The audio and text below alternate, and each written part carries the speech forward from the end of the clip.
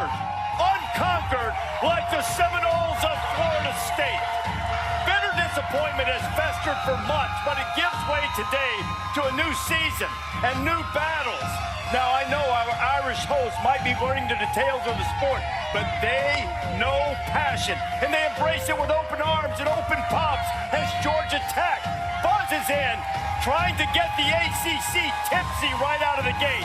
Remember when he would have a team that was pretty much in like August, you know, okay, Bama's in. Right. I don't really feel that. Like, do you see that one team that's obvious? Everybody's got question marks, right, which I think is exciting to see who's able to gel by the time we get into conference play. This is the greatest college football season yet, and it hasn't even started yet. I think that's the beautiful thing about it all. No, we talked about the trenches, and I just think that Florida State is just way too big in the trenches on both sides of the ball for Georgia Tech. I got Florida State winning this game, but it's going to be a competitive game. Really looking forward to watching Florida State run the football. You know, with this offensive line, the backs they have, taking some of the heat off. Look for DJ to use that running game to set up play action, take shots. I think Haynes King can hang around with Jamal Haynes, but I think Florida State wins this game. I believe that I was going to pick Georgia Tech this morning because of a doofus at the hotel who was a Florida State fan. With that being said, everything that's happened this offseason, a lot has been said. This crowd was remarkable. And then when I saw those warm-up clips of that Florida State team and the way they were acting, give me the Seminoles by a lot. I like Florida State by a lot. You know, my head says FSU. My head says FSU, but my heart says Georgia Tech because this country, This guy. I mean, this guy. I know he's going against the grain. Let me hear you loud. I can't hear you. And are we ever blessed to have this right now from Aviva Stadium? On behalf of every red-blooded, football-loving, glass-raising American who made it here to the Emerald Isle, we welcome you to the return of Saturdays the way they should be, folks. Toafili, he breaks free. Lawrence Toafili, touchdown, no! A lot of one-on-ones. He'll focus in a lot on Jones and Peyton today. They do mark it as a first down. They get the ball quickly into space to Rutherford, and here he goes.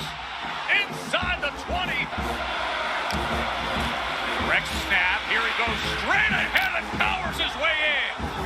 Let it rain. Pushing ahead. And it's a touchdown, Georgia Tech. Attempt to tie the game at the half by Fitzgerald.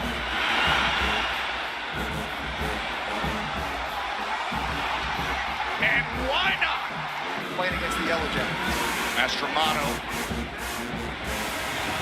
Oh, right at the 10-yard line was really shell. Starts the fourth quarter with a chance to take the lead.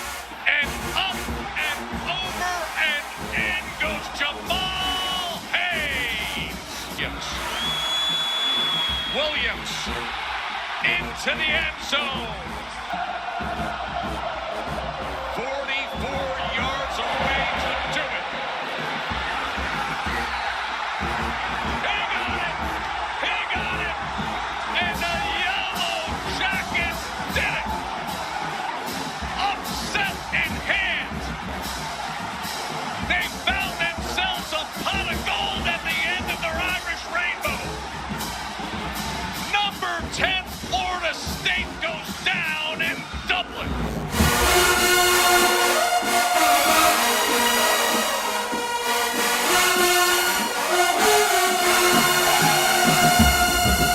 Ready for fun part! Oh, here. He does!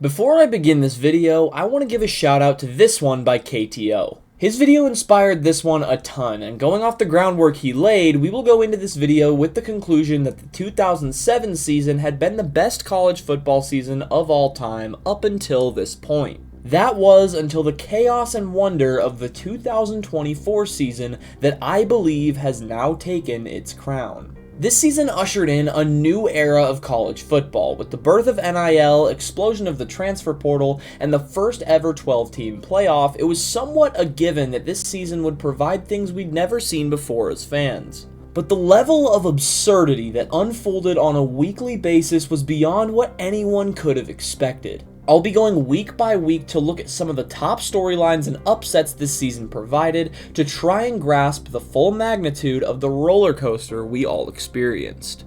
First, let's lay some groundwork for what the season was projected to look like ahead of the first game. Something else that began to change the outlook for college football drastically this year was the conference realignment. Starting at the Group of 5 level, the American added the Army Black Knights, and the Conference USA added Kennesaw State, who were entering their first season as an FBS program. Aside from these additions, the Sun Belt, MAC, and Mountain West all kept the same teams from the 2023 season. The Power 5 was where we saw the largest shakeup. The ACC added Cal, SMU, and Stanford. The Big Ten added Oregon, USC, UCLA, and Washington. The SEC added Texas and Oklahoma, and the Big 12 added Arizona, Arizona State, Colorado, and Utah. If you noticed a pattern in which teams seemed to be moving around the most, you'd be correct. A large number of these teams came from the Pac-12, which added no teams and was left nearly gutted out, with only Washington State and Oregon State remaining in the conference. So, I take back what I said earlier. There was no more Power 5. The 2024 season would be the first with just a Power 4. But how were these conferences predicted to shake out during the season?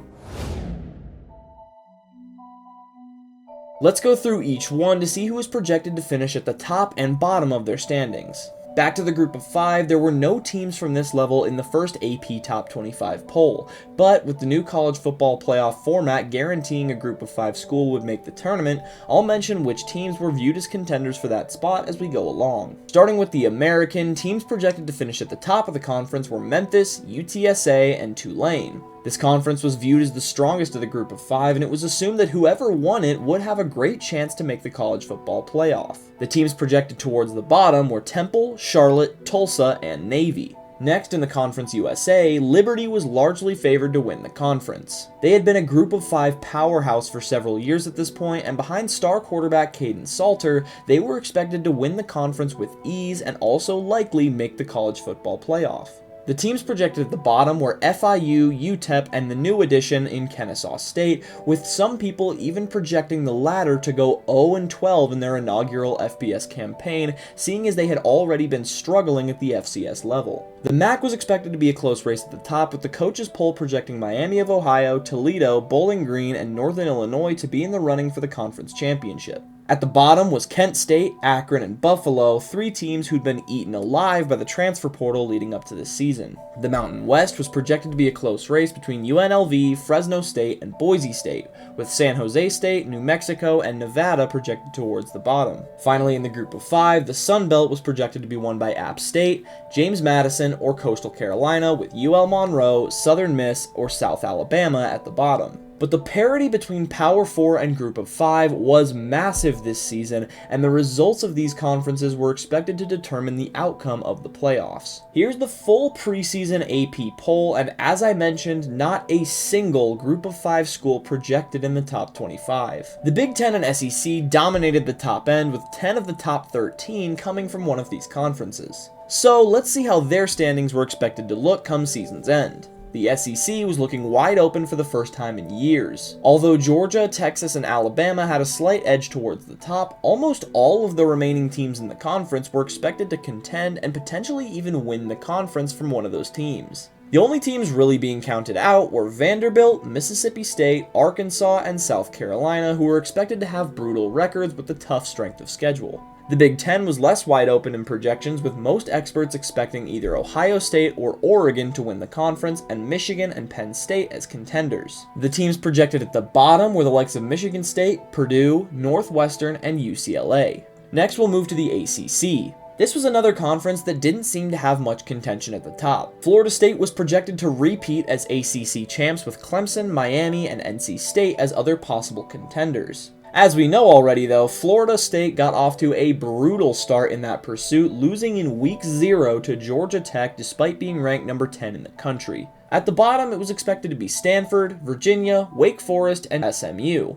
Finally, in the Big 12, it was potentially the most open conference in any level. There were barely any favorites, with Utah and Kansas State barely picked towards the top, and teams like Oklahoma State, Kansas, and Arizona as some alternate options. There really weren't any teams being counted out completely, with the only one real exception being Arizona State. They struggled in 2023, and after a relatively unproductive offseason on paper, they were not expected to adjust well at all to the higher level of play. So keep those projections in mind, as we will revisit them at the end of this video to see how accurate they ended up being. So without further ado, let's get into the regular season. Last week, Coach, we missed you in Dublin. We were celebrating the Irish. Well, right here in College Station, I see the biggest American flag I've ever seen in my entire life. Right over here. There's about 7,000.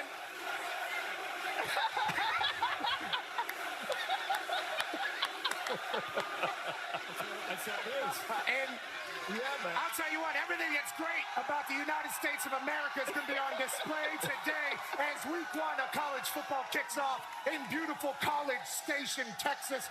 What a job Seamus did in Dublin. How about that? He wants more games. Picking Georgia Tech. Making this look easy. I think Thomas Castellanos, the quarterback from Boston College, can give them similar issues to Florida State defense that they faced last week against Haynes King. I think Florida State, having that week to learn from mistakes, they come back, but be careful with BC. They are not a team to take lightly. Yeah, I'm going with the Bulldogs. It's like I said last week, somebody's got to prove that they can beat Georgia. It's a complete team. Good defense, good offense, good quarterback. Georgia's complete. But we can't start the season until Lee Corso does the headgear pick. Where's LC? Where's Coach? Where is he? Oh! Oh!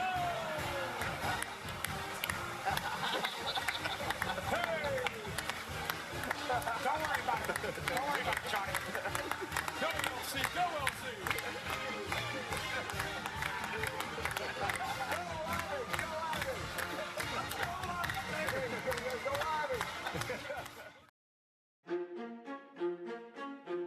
The remainder of Week 0 was pretty uneventful, but Week 1 had some great games on the schedule. 14th ranked Clemson took on the #1 team in the country in the Georgia Bulldogs. It was expected to be a close game, but the Bulldogs manhandled the Tigers. So far, it was a tough start for the ACC's top dogs. #7 Notre Dame took on #20 Texas A&M in a thriller that wound up with the Irish leaving College Station with the win. #19 Miami took on their rival Florida Gators and showed that after years of being overhyped, they were finally legit, with Cam Ward throwing for 385 yards and 3 touchdowns. In the Saturday nightcap, the #3 Oregon Ducks were set to play a tune-up game of sorts against FCS Idaho. I think everyone expected a blowout, but what we got was very different.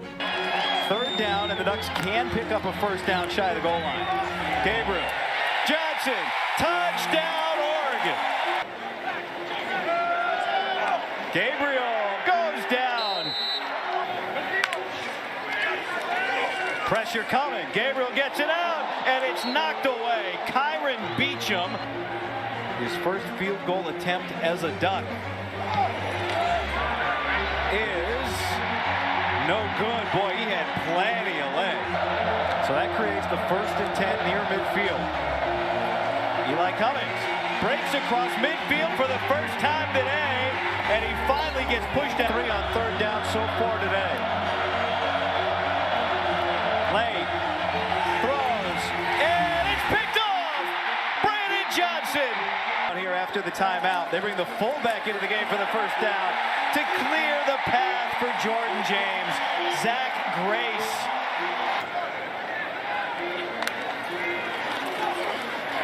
Gabriel pressured, ball comes out, and there's a scrum for it. He got clipped from behind by Keyshawn James Newby, and Idaho has the football. Fullback is Zach Grace, and here's James. Connerly fell down, and Idaho thinks they got the stop. Whoa, that's not lacked for opportunity, but they've lacked to take advantage of it. And now they're going to go trick play. They flip it back to Lane. He's got Cox wide open, and he scores a touchdown. of everybody on TV picking Florida State to beat Georgia Tech. And he said, that's the same thing that's going to happen this week. Can we do the same thing that Georgia Tech did in the first half? That's clean and straight through. So Oregon stalls out after the penalty, but is able to extend it to a 2-score game. Team that believes. Jack Lane, the Oregon native, setting up the throw to Hamper down the sideline, and he wins the jump ball. 2 plays ago by Idaho to get into Ducks territory. Pressure again, sets up the screen perfectly to Nate Thomas, and Thomas is into space, and he finally goes down inside the 10. Direct snap to the running back. Lane fakes a flip, and he scores a touchdown. 2 touchdowns. Earlier in this half, it led to an Idaho touchdown. They snap it. Gabriel, Tez Johnson, first down, touchdown. Wagner, pressure again. Wagner is picked off by Nico Reed. So he's going to get tested now, right? This is a moment for him and his team. But they got to win. They got to win. They're 1-0. With Oregon holding on by a thread, we moved into Sunday action where the number 13 LSU Tigers took on the number 23 USC Trojans. LSU was coming off Week 1 losses in back-to-back seasons, but hoped to break that streak as the favored team in this game. 38. That's on a little half roll. He'll fire again, and Lacey, I think he got a foot down again. So 2 plays. This is a great catch by Lacey.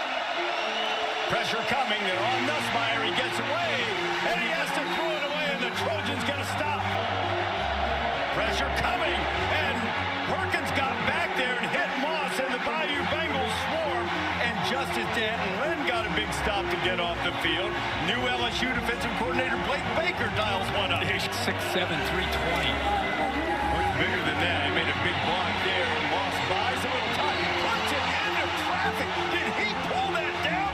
Kyron Hudson. That's just a one-hand. Let me throw my hand up and give it a shot. That's between 2 defenders. Dan, if they loses the ball. They'll give it to Arnett. He's into the end zone for the first touchdown of the season for USC. Lacey in motion. Nussmeier looking that way. Now on the wheel. Throws it up. Lacey caught it. Did he get down this time? He did. Touchdown LSU. To give him the extra room to work with.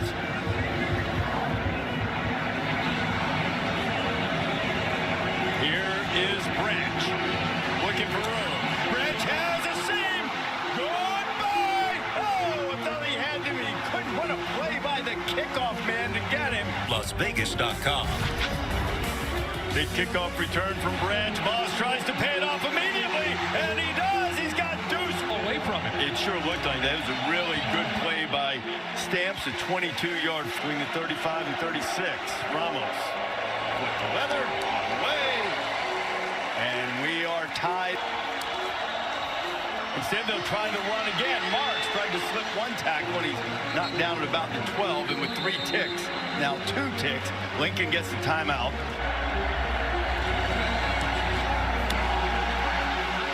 It is on the way, and he missed it. Empty backfield. Little Moss. Got time. Firing down the middle. This time, no one knocks it away from Ford. Ford across midfield into LSU territory before he's finally knocked down. Moss under heat. Down he goes. Flynn miss he had from 29. This one from 35. And this time he does not flinch. Throw. He's got Aaron Anderson. Anderson has a pass to the end zone. And LSU's back on top late in the 3rd. First down in LSU territory. Moss fires and it's batted away again. And this time it was intercepted. I'm not sure he controlled it. Whit Weeks again had it in his... Emery, he is hit in the backfield and he didn't get there. Caught Major Burns offside. Moss going to try to make him pay. Throwing to the end zone. He's got it. Touchdown, Jacoby Lane. On top of him, Nussmeier gets gets it off. Needs to pick up the first down here. He's got a wide open Anderson, and he's into USC territory. Aaron Anderson knocked down inside. On the way, and right down. Second down and 15. Got to get it into field goal range. Moss throwing to Hudson. Hudson takes a big hit, but he got the hut. What? From Georgia Southern. Woody Marks might make it a moot point, and he does. Talk about all the field goals, and Woody Marks rumbles into the end zone, and USC is on top with 8 seconds to play. 5 to 60 yards away from the line of scrimmage. Nussmeier throws an interception, and that's how it's going to end. And while Week 1 had already provided plenty of 2024 season magic, we still had one game to go on a Monday night in Tallahassee that was flying under everyone's radar. On in motion. 4-man rush. Castellanos finds the crosser. It's bobbled. Caught. Tripped up right at the line to gain. The guy who's a 4th down. Instead, it's Castellanos. Reaches the ball out at the goal line. He's in. That's a BC touchdown. Again, a 4-man rush. There's the wheel route, and this time Trayshawn Ward makes sure down the sideline. The same play where he down and goal back to the 13. Castellanos down for Ward at the pylon. He slips inside. BC brings a blitz. Uyunglele sets up Lucas. He gets free inside the 15, sprinting inside the 10. BC a 4-man rush. Seam route, end zone. Broken up. Entire possession. And now Florida State has no choice but to settle for the field goal. Well protected on first down here. And makes BC pay.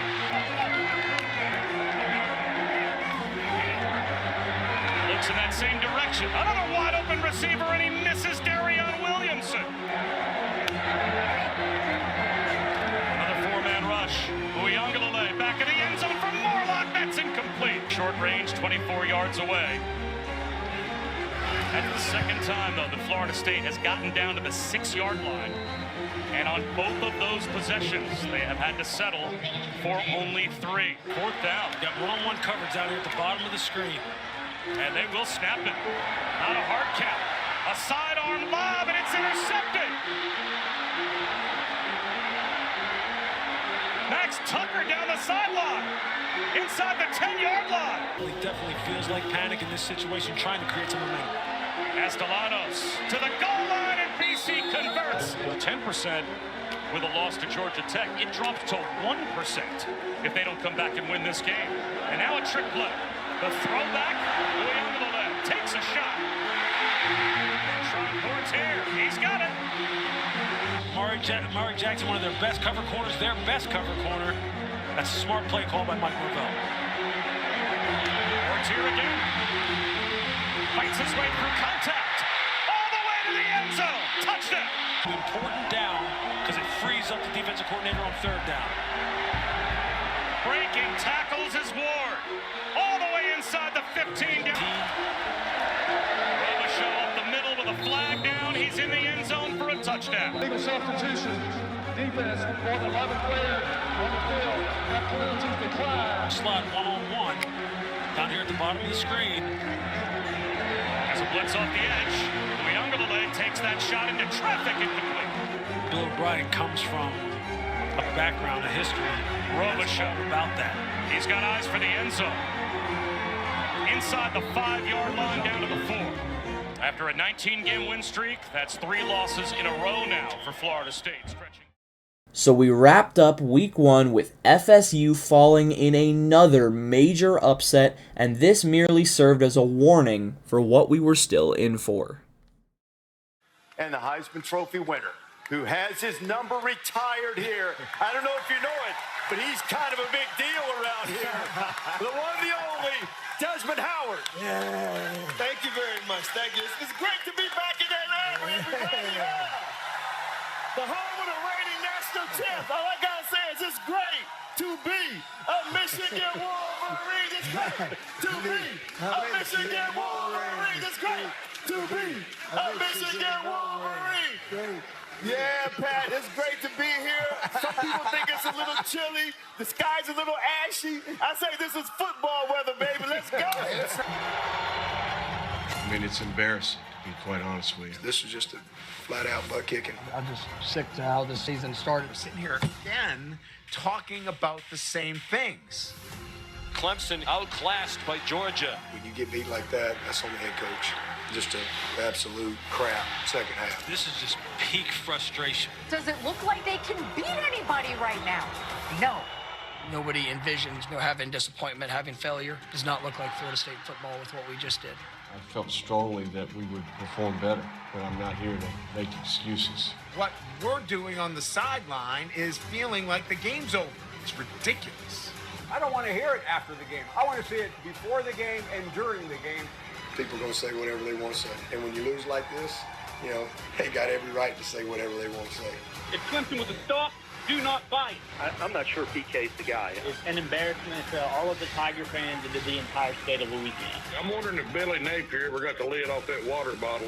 If we can focus on those things and not necessarily what some guy in his basement saying in rural Central Florida, then we got a chance to get better. We have warts, and they're not going away overnight. We didn't hand out a national championship trophy tonight. We didn't lose the ACC tonight. We got our butts kicked in one game, and we got a long way to go. But I will take Georgia Tech continuing this glorious run, and I believe Seamus is giving them a motivational speech. That'll go over the top. I think Kansas will win this one. I know Illinois is, kind of a tough place, and they're trying to rebuild, but they lost some significant players, especially on defense, so I'm going to go with Kansas. I like Ollie Gordon to have a big game. I think that Oklahoma State's going to beat Arkansas. I think the crowd makes a big difference. This defense from Nebraska will get after Shedeur Sanders, we know about, Travis Hunter. They tried to get better at offensive line. They allowed 56 sacks last year. I think that's still an issue, taking care of their quarterback, especially on the road in this game. Nebraska wins. I'm telling you, they're going to be 7-0 by the time they get ready for Ohio State. Michigan has won 23 straight here in Michigan Stadium. Yeah. Michigan has the nation's longest winning streak, 16. Yeah. It's a perfect place for Texas to beat them. Oh. We went heel. We went heel. Right here at the big house, he goes heel. Wow. There's no live Bevo that we see, but with the broken pinky, he's still doing it.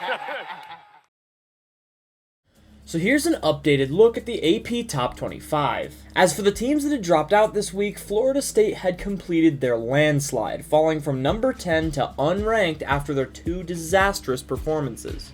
Texas A&M fell out from the number 20 spot following their loss to Notre Dame, and the new additions were Georgia Tech at number 23 and Louisville at number 22. Finally, the biggest climbers and fallers were USC, who climbed 10 spots after their victory over LSU, and Clemson, who fell 11 spots after their blowout loss to Georgia. This set the stage for another great week of action with several big matchups. The headliner was number 3 Texas on the road at the Big House to take on the 10th ranked Michigan Wolverines. It was a close game, but a 17-point second quarter from the Longhorns ultimately sealed Michigan's fate. A few other top teams were shockingly on the ropes as well. Number 7 Oregon was fighting for their lives for the second straight week, this time against an unranked Boise State squad led by star running back Ashton Jeanty. They hung on by a mere 3 points and were looking like some early frauds. Next was the 8th ranked Penn State Nittany Lions, who were trailing Harold Fannin Jr. and the Bowling Green Falcons at halftime, but came back to win by a touchdown. 15th ranked Oklahoma was in a dogfight against unranked Houston, barely hanging on by a score of 16-12. Their in-state rivals in the Oklahoma State Cowboys were also on the ropes against an unranked team, this time being Arkansas. In an offensive battle that ended up requiring overtime, the Cowboys hung on by the skin of their teeth. scoring and making a defensive stand to seal the game. And finally, the bottom of the top 25 saw a massive shakeup, with Kansas, Iowa, and Georgia Tech all suffering upset losses. But other than that, ranked teams handled their business. Georgia and Ohio State continued to look as advertised. Alabama, Ole Miss, Missouri, Miami, USC, LSU, Arizona, Louisville, and Clemson all picked up wins over lowly competitors. Tennessee also proved to be a top-of-the-line team in a blowout 51-10 victory over Grayson McCall and the 24th-ranked NC State Wolfpack. I feel like I'm forgetting something. Oh yeah, Kansas State had a pretty close score against Tulane. No, that's not it. Oh, this game. On the red zone, knocking on the door. 2nd down and 9. On Notre Dame's opening drive, and it's home opener. Leonard with some room to the goal line. On 2nd and 5. Hampton looks to the air, pass complete, and in the clear is Brown, and no one is going to catch him. 83 yards. His face, Hampton stands in there and throws a strike, and Terrio Brown, an outstanding runner. They motion him to empty. He runs a little post. Hampton stands in here, throws into traffic. Somehow Brown gets it, comes out the other end. What a change of events. They ball around midfield, and they're going back the other way. Impressive. And they give it to the guy that just took it 83 yards, and Brown around the right side for another big chunk. Preseason, so he was going to be that left tackle, but out for the year. This pass is broken up at the 45-yard line, incomplete. Looks like it's intercepted. Roman looks like he got it. 48 yards to bring the Irish within 3. And this one is blocked by Northern Illinois. And now they're on the return. Down the sidelines. Still on his feet is Santana Banner. In time trying to get themselves on the same page. They call up the middle and load. Hurdles one and now gets to the end zone. What a run. The Huskies at Northern Illinois can't do it either. Keeps throwing the ball to 5. 2nd down and 1. Leonard's going to pass. Down the middle. Intercepted. Right into the arms of Amarian Knighton. From outside 53, but this is just from 35 yards to give the Huskies the lead. Snap good, hold good, kick good. Gets left. It is downwind, but this is an awful lot to ask. Mitch Jeter, and that's blocked at the line of scrimmage. And the Huskies are celebrating the biggest upset in their school's history.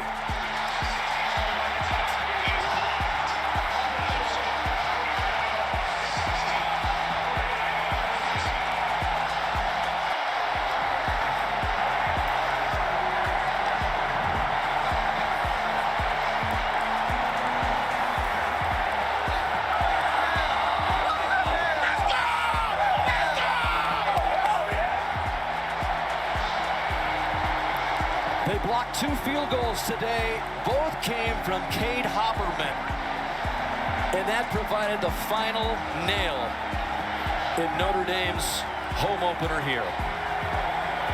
Ethan Hampton, the guy that dreamt about being the Husky quarterback, dreamt about coming to South Bend, said it was a business trip. Well, he just took care of business. In one of the most shocking upsets in college football history, the Northern Illinois Huskies of the MAC had just defeated the number 5 team in the country in South Bend. The level of shock in the aftermath of this game can't really be described. One of the worst losses that I can remember, just all things considered. This is an AP poll top 5 team. We didn't have them that high, but even I had them top 10. And they just can't handle it. I guess Notre Dame just can't handle it. The only thing truly comparable was the App State upset of Michigan in the 2007 season, showing that 2024 was already following into a similar form of that season. Here's a few of the other most notable scores from the week, the two most of which were Nebraska getting their revenge on Colorado in a 28-10 victory, and Arizona State upsetting an SEC school in Mississippi State by a touchdown, a game which saw the breakout of running back Cam Skattebo in a 262-yard performance. So after another week of chaos, let's move into week 3 to see the fallout. Been here for about 48 hours, and I'll tell you what, the Southern hospitality is very real. And there's one notion you need to understand. We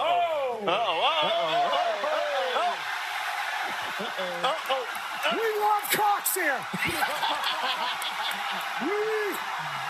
we love Cox around here. This is our big spur, the cock of the walk around here. And if you say, game,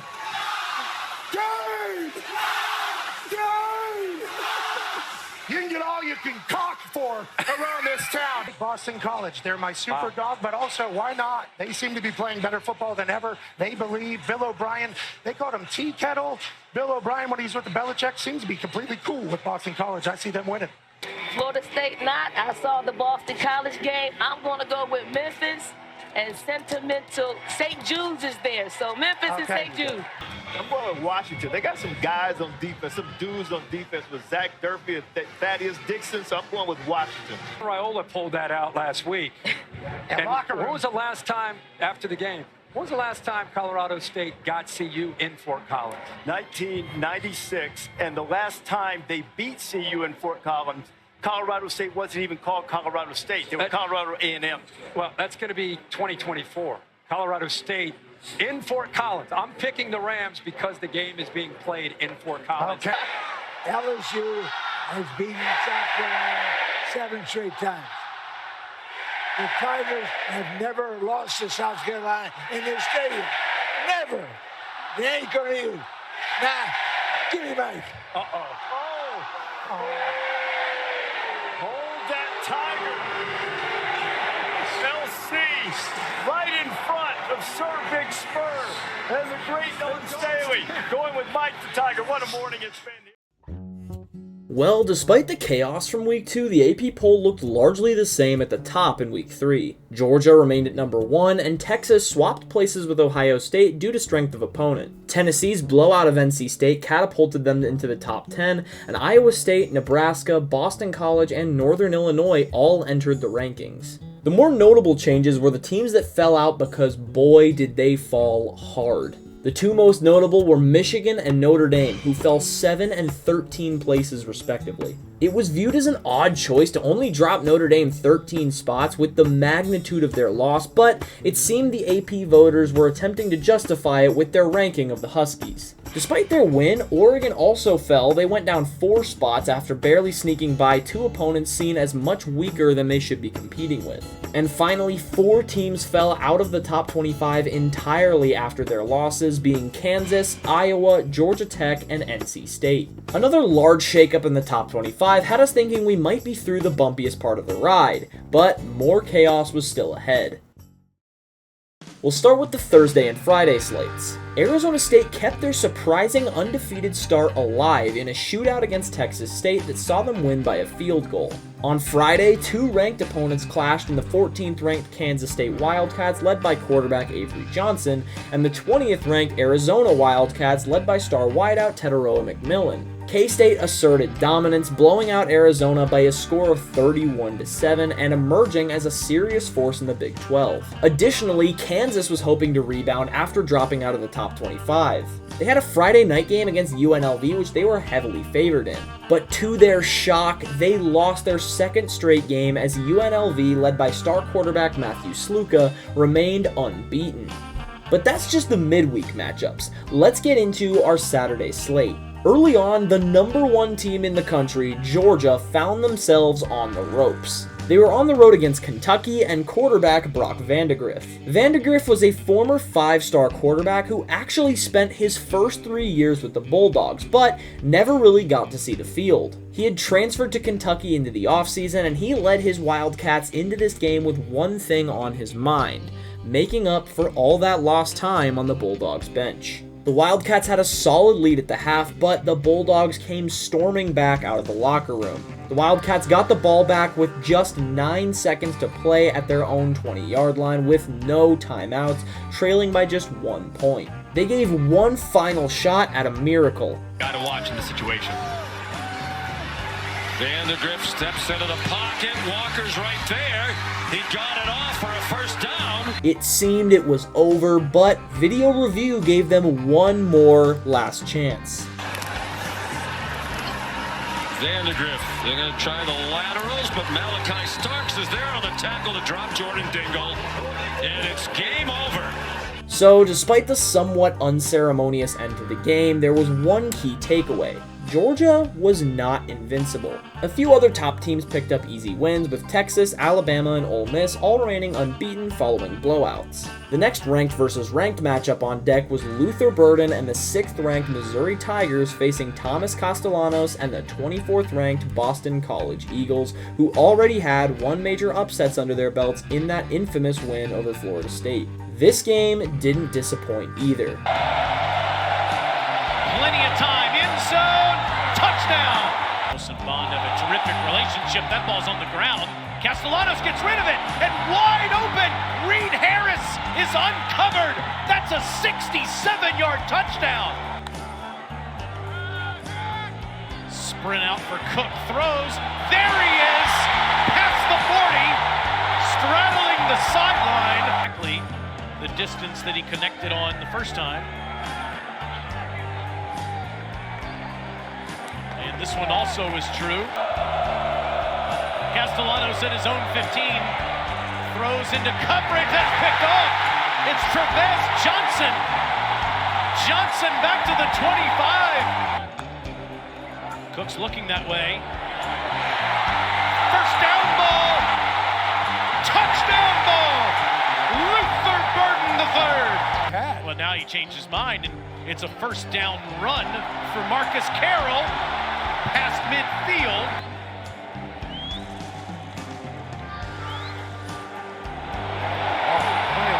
And he gives Mizzou the lead at the break. And Cook will follow Roberts. Still up, and he's in.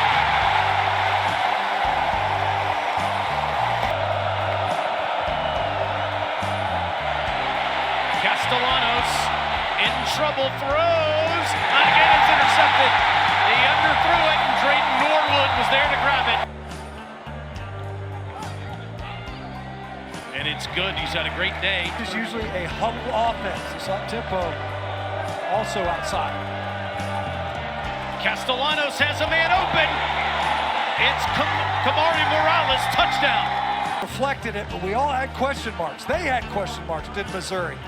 They came out and found a way to win. Started slow in this game, gifted their opponent opportunities, stayed battling. Missouri was yet another top team to survive by the skin of their teeth, but BC had just laid out a perfect model for how to beat them. Continuing to the rest of the ranked games that week, Tennessee and Miami both cruised past their opponents, and Oregon finally had a win up to their expectations over rival Oregon State. Utah kept rolling with a win over Utah State, Oklahoma State stomped Tulsa, and Oklahoma weathered the storm against a Tulane team that had already proven to be tough opponents. That leads us to our next thriller of the week, number 16 LSU taking on the South Carolina Gamecocks. This was the site of College Game Day, and immediately after the opening kickoff, these two teams showed exactly why. Aaron Burrell is a true freshman kicker, recovering from a kneecap injury. He'll kick it off for LSU, and Juju McDowell, dangerous return man at his goal line. Great to be in the SEC at Heinz. And McDowell will let the ball bounce in the back of the end. They have quickly muscled down to a 1st and goal. Keeper Sellers picks his way to the right and is tripped up, reaching for the end zone. Touchdown, Gamecocks. 11. Pressure, long throw downfield into the end zone, and it's intercepted. 3 receivers to the right. Nussmeier looking that way, and they give up their first sack of the season. So even with the benefit of the 15-yard penalty, the Bayou Bengals go backwards and stall, and Peyton Todd comes out again and is blocked. The Gamecock special teams, another big play. It's scooped up along the sidelines and knocked down at the 10-yard. To add to this double-digit lead. Sanders into the end zone. One-play touchdown drive, and the Gamecocks are cooking. It's Taylor coming in motion. They're going to try to run for it. Durham bursts up the middle, bouncing off people. Caden Durham lunges and scores. Right now. Here he comes. They get after the quarterback. Sellers is going to be knocked out. Ball's out. And who picked it up? Harold Perkins on cue. Cut this to a 7-point lead. No problem. And there's the keeper. Shows the acceleration. Sellers in a foot race. They won't catch him. Atonement. 75-yard touchdown.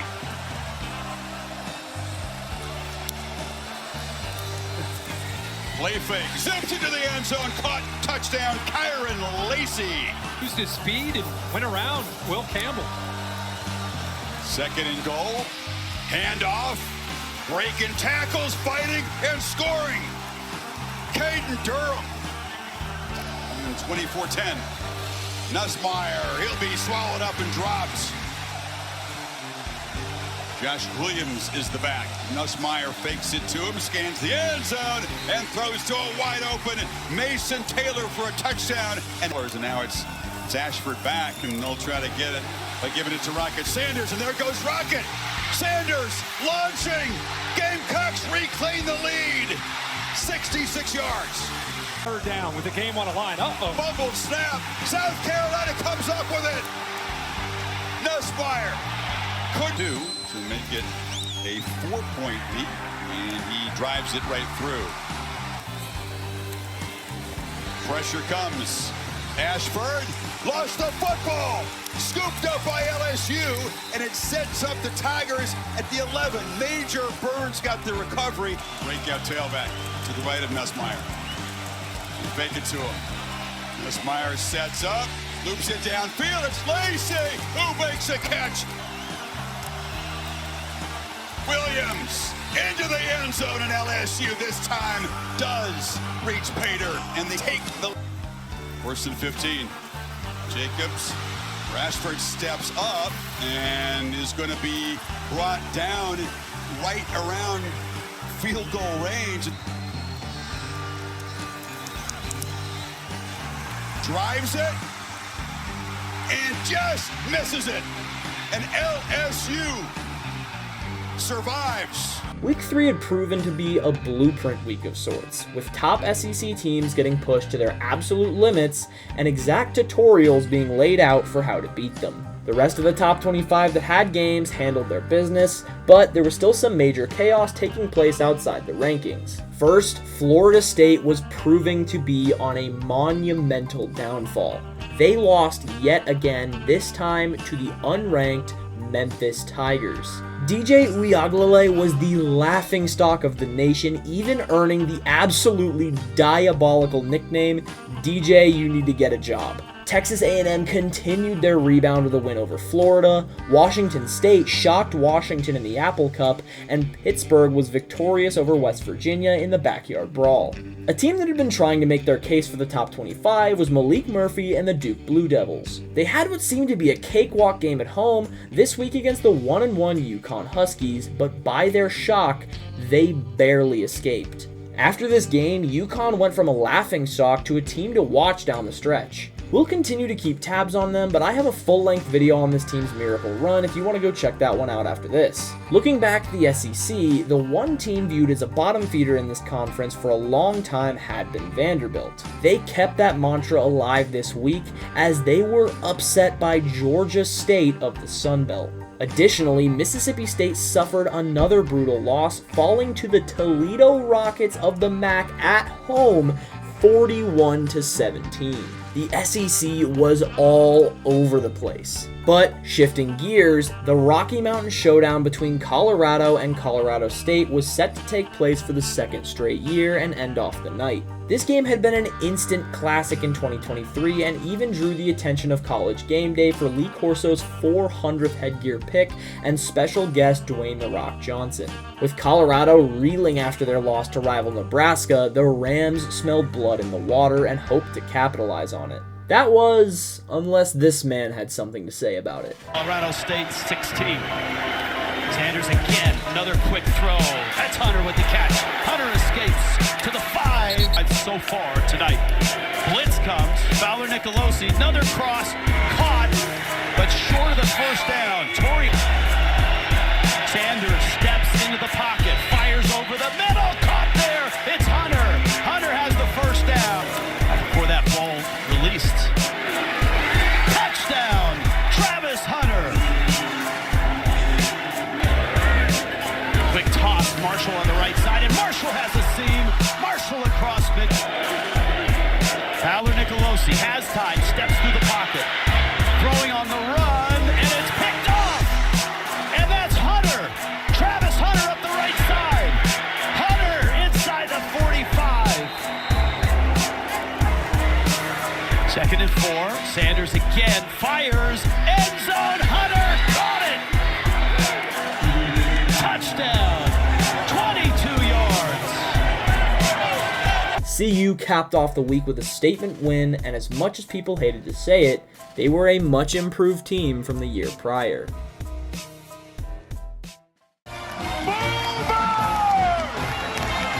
The Sooner Schooner is storming into a new era. Yeah, Boomer. Yeah, Sooner. And they got a deed to that land, but it ain't their ground. This is God's country. So I would never in a million years throw up these horns right here in front of these people, especially with how kind they've been. All you gotta do is just flip those sons of bitches like this, and then this place goes crazy. And all you gotta say is, Boomer! Boomer! Texas! Tennessee! See, you could say any name at the end there. Frankie Gates! Let me go ahead and cock that thing! Boomer!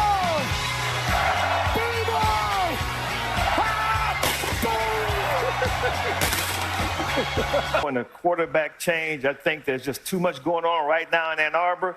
I think the Trojans walk away with a victory over Michigan. Oh, wow. Oh, wow. Is that we okay? Like, this is like the first time ever he's picked against it's the Michigan. first time ever. It's a big day. Wow. You know I'm on medication for my back, right?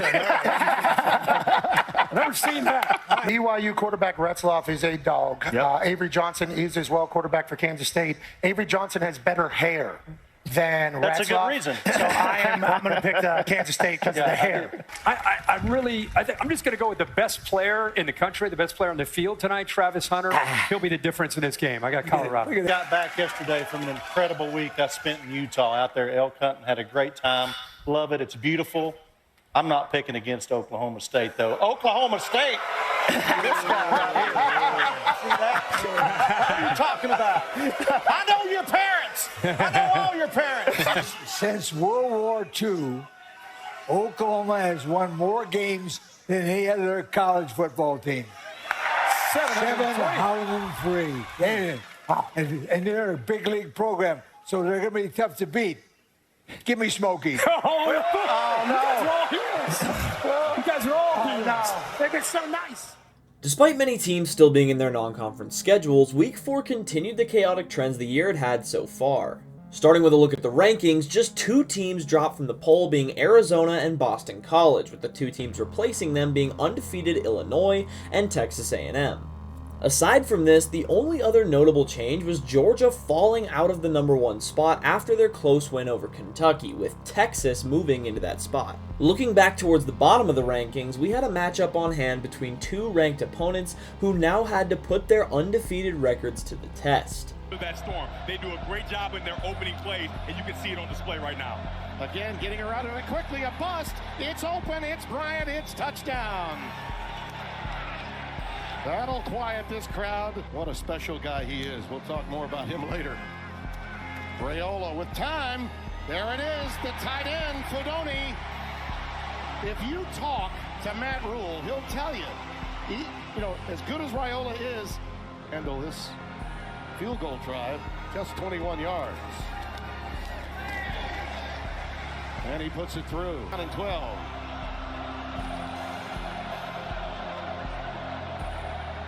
Right in the seam, right where you want it from Altmaier. That ball is on the ground. Look out. Nebraska may have it. Singleton recovers it. Well, there have been so many. Look out. Rolling right in the end zone. Touchdown. Isaiah Nair.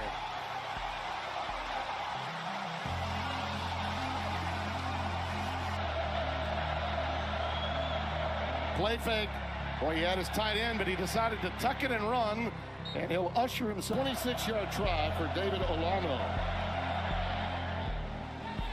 And he boots it through. Touchdown, he grabs him to stop him. 3rd and 10. Looking long in the corner. It is Nair. It is intercepted. The ball was loose as it went to the ground. Illinois came up with the ball. It is an interception. Touchback. Wide open, but they may be kicking to it. Middle of the field open. Pressure. Altmaier scampers ahead to the 30, and Nebraska holds. Teams regular season. Amir Johnson in the backfield. Raiola trying to work some magic. Looping it towards the end zone. It's caught. Is it in? It's Nair. It is. Touchdown. Altmaier under center. In the corner. It's caught. It's touchdown. Tanner Arkin. Tay Dell is in the backfield. 2nd and 10. Raiola lets it fly down the sideline. It is caught. It is Nair. And he has a first down. All Colorado in the evening. And here goes Bonner for the touchdown. Janiron Bonner. Kelsey's got man coverage at the top of your screen. Altmaier to the tight end. Justin. Big time touchdown. That is Brandon Henderson Yeah. collects the linebacker as well and creates a big hole. Backside pressure. Ball is loose. Nebraska's got it. Through the trash as he was in his man coverage trying to get around. Harburg is right behind Raiola. And he can throw it. And he will to Raiola. Look out. Crossing pattern. Caught by Banks. Took a little while to develop, but it certainly was. So John Hull will try this field goal from 39 yards. And he hooked it. Looks like they're going to take a knee and go to overtime. Has this lived up to... Fagan stays in the backfield, dotting the I. Play fake for the corner. It's Bryant. It's touchdown. Barry Lunny's play calling on the crowd here at Memorial Stadium. And Raiola looking at 2nd and 24. He's in real trouble and down. Dennis Briggs, he's all the way back to his 41-yard line from a very unhappy assistant coach. Now it's the ball game. Blitz right up the gut. Raiola's down. Illinois pulls it off. A huge upset. Dylan Rosiak, the Mike linebacker, shoots through to make the stop. And this team that was an 8.5-point favorite earlier in the week goes down to an Illinois team that just played as hard and as well as you could possibly play. The Fighting Illini outlasted the Cornhuskers in yet another incredible game. On the same night, Syracuse, who was hoping to make a case for a top 25 ranking after their upset win over Georgia Tech, fell in a shocker to their conference opponents in the Stanford Cardinal. But this was just the beginning, as a number of other ranked teams were on the ropes come Saturday. First, we moved to the Week 4 site of College Game Day, Norman, Oklahoma.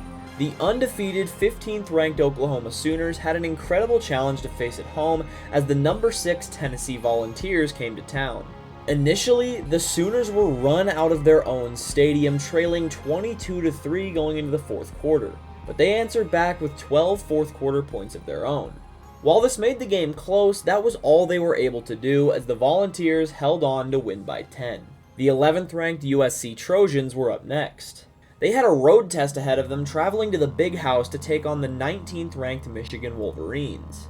The game was tight, but USC led in the fourth quarter. However, this game was the emergence of running back Kalel Mullings, and he capped it off with a go-ahead touchdown in the final minute to end USC's undefeated season and cap off Michigan's upset. Up next was the 12th ranked Utah Utes. They were tasked with facing the number 14 team in the country in Oklahoma State without their star quarterback in Cam Rising. Their backup was Isaac Wilson, the younger brother of former number 2 overall pick Zach Wilson. He had a rough game, and this contest was sloppy for both teams, but in the end, Utah survived by just 3 points to remain undefeated. But now we get to the 4 contests that were the most notable from this week. These games were nothing short of bizarre, and they all involved ranked teams. Those teams were number 7 Missouri, who was thought to be a serious contender after their big win over Boston College the week prior, number 14 Kansas State, who also seemed as legit as it could get following their blowout of Arizona, number 23 Northern Illinois, who was in their second straight week of being ranked following their upset over Notre Dame, and number 25 Texas A&M, who seemed to have fully rebounded after their loss to the Fighting Irish. So let's see their opponents. Missouri was tasked with taking on Vanderbilt, who, as I mentioned, just suffered that loss to Georgia State. Kansas State had a game in the nightcap taking on BYU, and the Cougars were undefeated but had played a very weak schedule to that point, and they were not projected to do much against a tough team like Kansas State. Northern Illinois was facing Buffalo, a conference opponent expected to just be a middle-of-the-pack team in the MAC, nowhere near the Huskies. And finally, Texas A&M would take on another MAC opponent in Bowling Green, who already gave Penn State issues, as I mentioned earlier, but at this point, that just seemed like a fluke. Let's see how those games turned out then. First, Vanderbilt came to play against Missouri and took an offensive duel into overtime. Missouri took the lead with a field goal in their first overtime possession, but Vanderbilt had a chance to tie it with one of their own.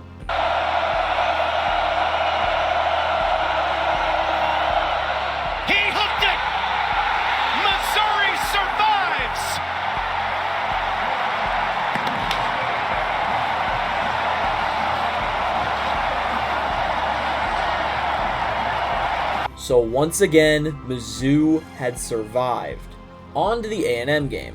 The Aggies were back at home and had the 12th man behind them against their group of 5 opponent. That didn't hinder the Falcons though, as a 145-yard, 1-touchdown day from Harold Fannin Jr. had Bowling Green an onside kick away from possession in a 1-score game. So, while these first 2 escaped narrowly, the other 2 subjects wouldn't be so lucky. On 3rd and 2, they can get the first down without the touchdown, but Brown, he wants the touchdown! Down the field, they've been great at hitting 50-50 balls so far this season. They want to win one-on-one matchups. They have one over the seam, complete for a big first. So Buffalo made a kicker switch last week. Upton Bellin fans came in for Nick Reed. It was a kicker competition in camp. Can they hit this time? Upton Bellinfant does. 60 yards of first half penalty yardage. This is the bulk lineup behind that offensive line with a ton of starts back, and Brown hits the end zone for the second time in the half. 1.5 yards on second down with a flare pass.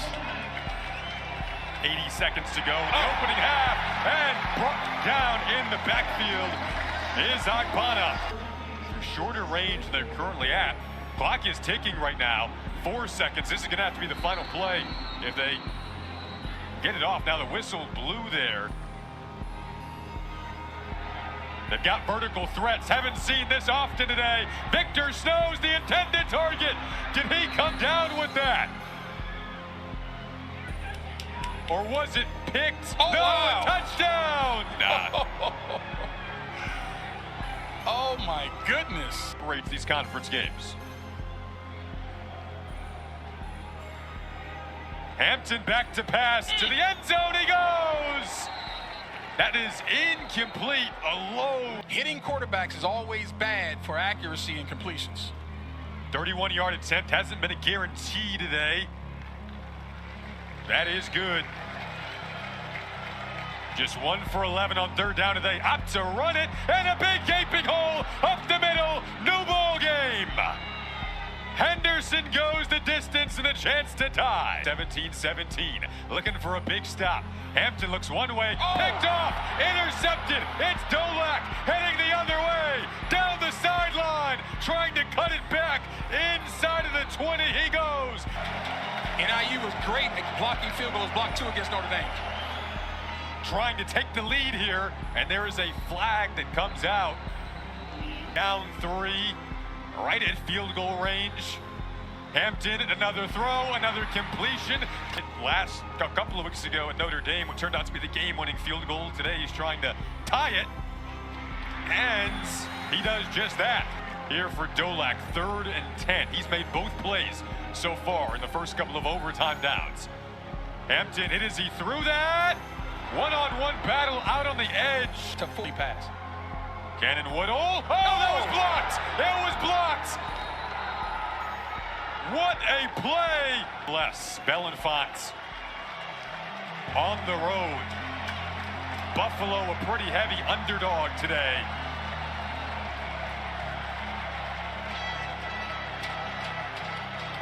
Bellenfant for the win.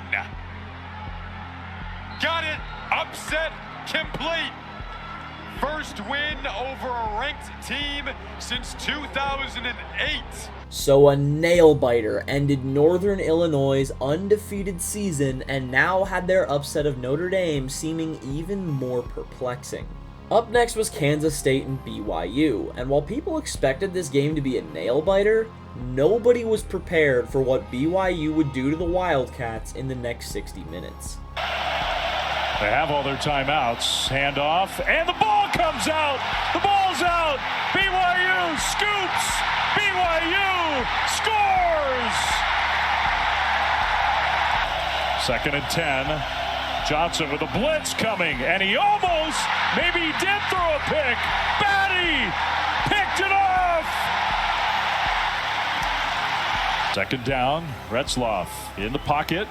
Throws, end zone. Caught! Touchdown!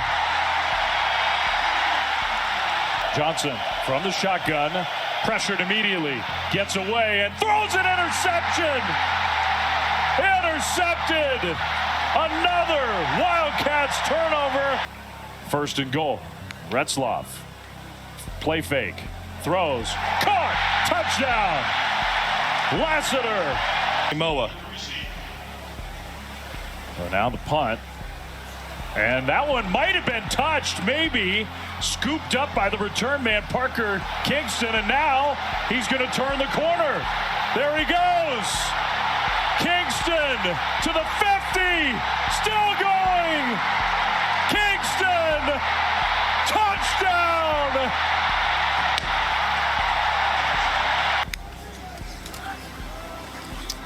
They'll give it to Moa, right side run, and Moa breaks a couple of tackles, another one, there he goes, touchdown! What a run by the freshman! At this point, something had become abundantly clear with this college football season. This type of chaos was no longer a fluke. Ranked teams had failed miserably to separate themselves from their unranked counterparts to this point, a trend that would only continue. In normal college football seasons, there's usually a clear skill gap between ranked teams and unranked teams, with a few exceptions of course. But this season was letting everyone know that the number next to your name was nothing more than that, just digits on a screen. Before we head to week 5, I'll once again go over a few other notable scores from the week. Clemson continued their rebound from the Georgia blowout with one of their own over formerly ranked NC State. UCLA gave number 16 LSU a decent fight, but ultimately came up short. Number 19 Louisville outlasted their test against Georgia Tech. James Madison put up a whopping 70 points in Chapel Hill to defeat North Carolina. Kansas continued their fall from grace with another loss, this time to West Virginia. Arizona State suffered its first loss of the season at the hands of Texas Tech. Both Army and Navy picked up big wins to move to 3-0 on the year, and Florida State finally got in the win column by a score of 14-9 over Cal. And finally, to end off the night, Colorado continued to shock the world with one of the most magical finishes to a college football game of all time against Baylor.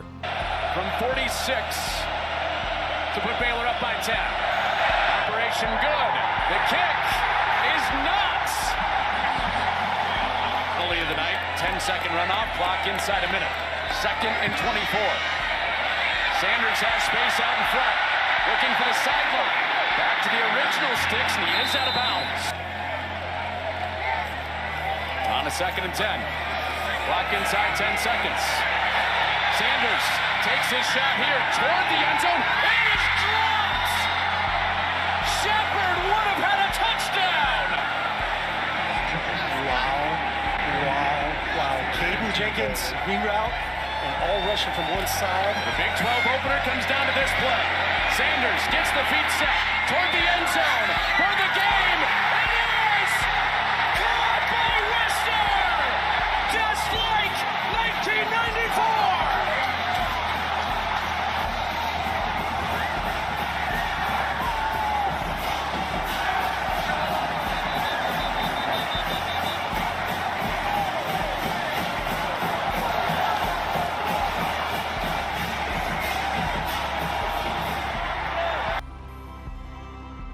To his left.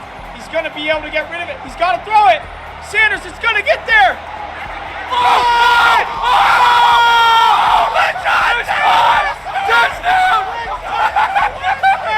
Touchdown! Wester! Wester! What a strike! That's Miller in the backfield. Typical receiver in the backfield, and he throws it to him.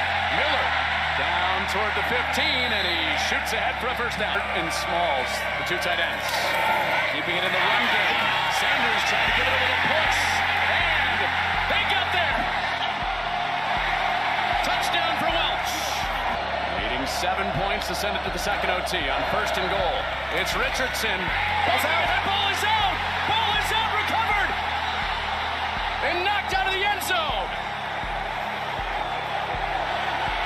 So a matter of fact, if this call stands, then Colorado wins. This would be a good look. That ball is now on contact. Makes the play? Travis Hunter. Right here. That's a fumble. And after further review, the ruling on the field stands.